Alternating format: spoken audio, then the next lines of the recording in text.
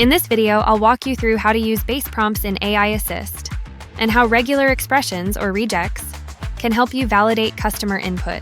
Base prompts let you control how your AI agent behaves before it responds to a customer. They're especially useful when you need customers to provide specific information, like an order number, reference ID, or tracking code. Regex is a way of defining what valid input looks like. Instead of just checking whether something was entered, Regex lets your AI agent check whether the information follows the correct format. To get started, log into your tawk.to dashboard and open AI Assist. Select the AI agent you want to configure, then open the base prompt settings. Here you can add instructions that guide how the agent should respond in certain situations. For example, you can tell the agent to ask for a reference ID when a customer asks about an order or request. Once the customer provides that information, you can use a regex pattern in your base prompt to validate it. If the input matches the pattern, the AI can confirm that it's valid. If it doesn't, the agent can respond accordingly.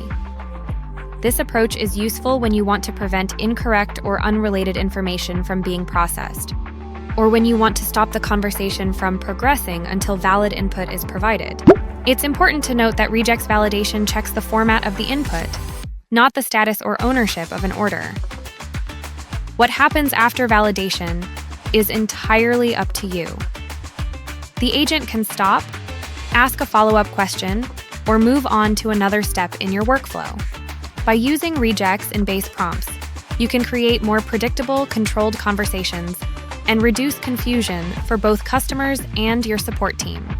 Now let's look at a few common regex patterns you might find useful. These are short examples that you can adapt for your own needs.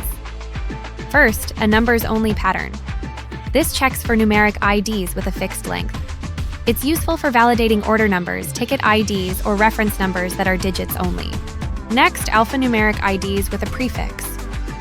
This works well for order or case numbers that start with a specific prefix, followed by letters and numbers. Finally, a flexible pattern with multiple options. This allows more than one valid format, which is handy if your system supports multiple identifier types, or if formats have changed over time. Remember, regex only checks whether the input matches the expected format. It doesn't confirm whether an order exists or belongs to the customer. Once you're done, save your changes and test the behavior using the preview. Testing does not use message credits. For more tutorials and best practices, visit the tawk.to Academy or book a call with an AI Assist specialist.